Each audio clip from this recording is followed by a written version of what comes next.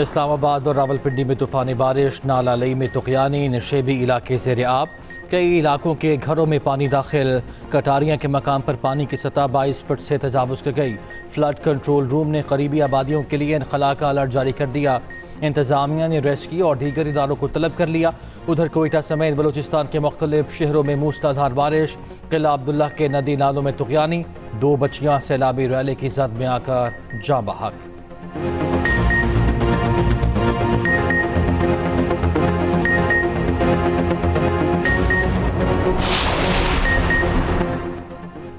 نشان حیدر کا اعزاز پانے والے میجر طفیل محمد شہید کا آج 66واں یوم شہادت۔ مشرقی پاکستان کے محاذ پر بہادری کی لازوال داستان رقم کی۔ مسلح افواج کے سربراہان کا قوم کے بہادر سپوت کو زبردست الفاظ میں خراج عقیدت۔ بورے والا میں میجر طفیل محمد شہید کی مزار پر پروقار تقریب۔ شہید کے درجات کی بلندی اور ملک کی ترقی اور خوشحالی کے لیے دعا۔ GOC میجر جنرل علی اقبال نے آرمی چیف کی جانب سے مزار پر پھول رکھے۔ راولپنڈی میں جماعت اسلامی کا دھرنا 14ویں روز میں داخل۔ مطالبات کے حق میں آج مری روڈ پر مارچ کیا جائے گا۔ حکومت اور جماعت اسلامی میں مطالبات پر ڈیڈ لاک برقرار۔ مذاکراتی کمیٹیز کے درمیان 5واں دور آج شام پھر ہوگا۔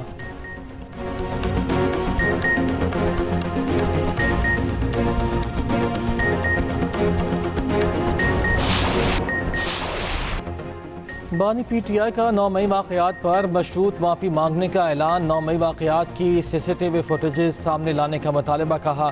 اگر PTI عہدیدار ملوث ہوئے تو معافی مانگ لوں گا۔ ملوث افراد کو کڑی سے کڑی سزا دلواؤں گا۔ اگر PTI کے افراد ملوث ہوئے تو پارٹی سے نکال دوں گا۔ بانی PTI نے کہا، مجھے رینجرز نے گھسیٹا۔ کیا پاکستان اور عالمی سطح پر مقبول ترین شخص کی کوئی عزت نہیں؟ کیا آپ کو مجھ سے معافی نہیں مانگنی چاہیے؟ پیٹرول بم زمان پاک کے علاوہ کہیں استعمال نہیں ہوئے۔ انتشار نہیں چاہتا، ملک کی خاطر بات کرنے کو تیار ہوں۔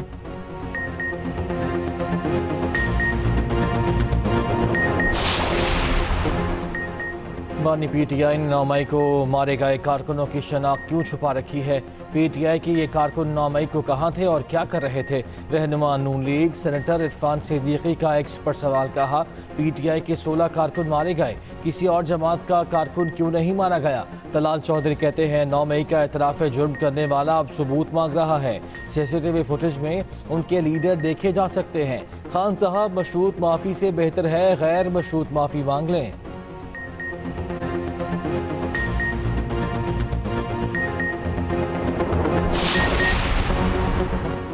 الیکشن ایکٹ ترمیمی بل نامنظور۔ تحریک انصاف نے سپریم کورٹ کا دروازہ کھٹکھٹا دیا۔ بیرسٹر گوہر کی بل کالعدم قرار دینے کی استدعا۔ موقف اپنایا، الیکشن ایکٹ ترمیمی بل غیر آئینی اور غیر قانونی ہے۔ PTI مخصوص نشستوں کی فہرستیں الیکشن کمیشن میں جمع کرا چکی۔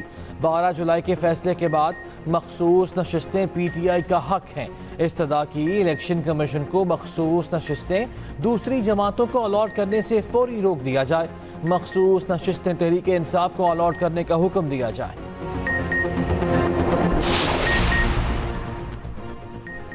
مخصوص نشستوں کے کیس میں تحریک انصاف پارٹی نہیں تھی۔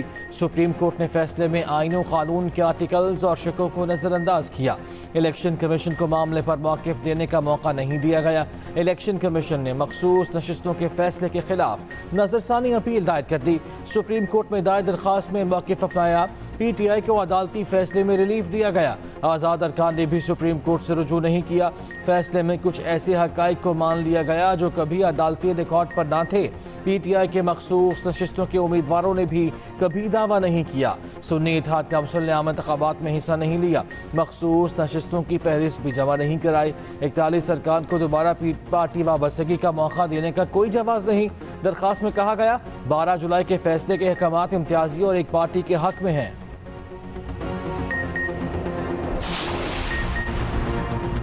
شیخ مجیب الرحمان کو ہیرو کہنے والی پارٹی نے بیانیہ بدل لیا۔ وفاقی وزیر اطلاعات عطا طارق کا کہنا ہے کہ بانی PTI نے شیخ مجیب کو ہیرو کے طور پر پورٹریٹ کیا۔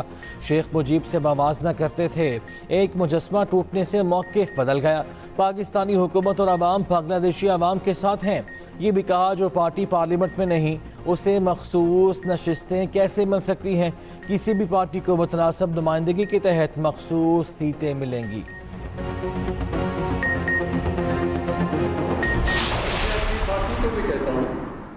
کیا مذاق ہے؟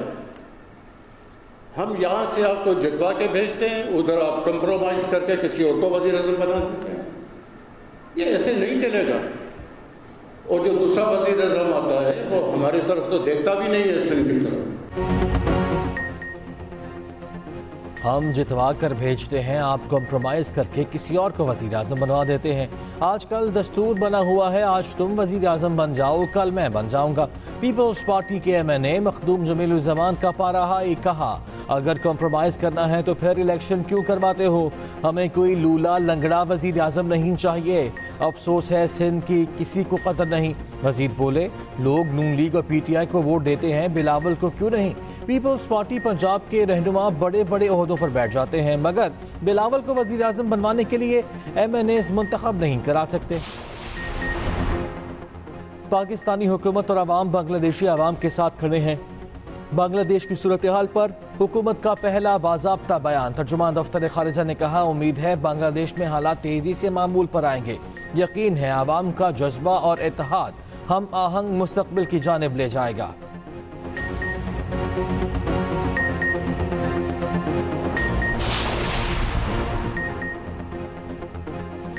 بنگلہ دیش میں زندگی معمول پر، تعلیمی ادارے اور فیکٹریاں کھل گئیں.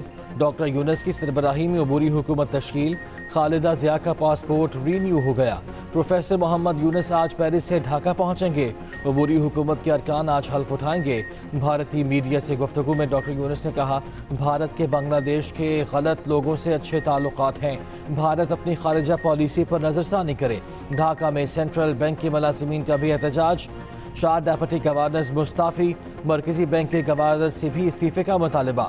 بنگلہ دیشی سپریم کورٹ بار کا بھارت سے حسینہ ماجد کی گرفتاری اور حوالگی کا مطالبہ. برطرف انٹیلیجنس چیف بیرون ملک فرار کی کوشش میں گرفتار.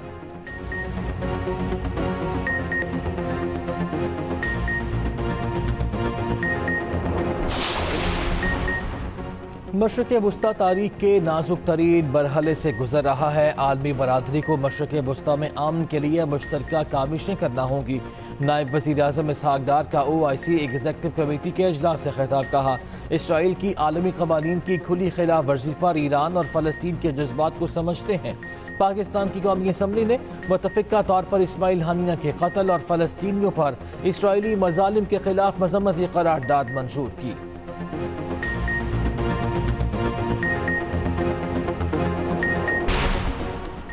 بنگلہ دیش میں زندگی معمول پر آ گئی. تعلیمی ادارے اور فیکٹریاں کھل گئیں. عبوری حکومت کے سربراہ ڈاکٹر یونس آج پیرس سے ڈھاکہ پہنچیں گے. حکومتی ارکان آج حلف اٹھائیں گے.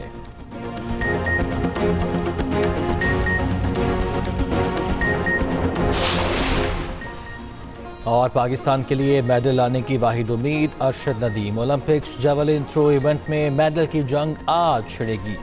بھارت کے نیرج چوپڑا بھی ان ایکشن ہوں گے. فائنل راؤنڈز رات 11:30 بجے شروع ہوگا.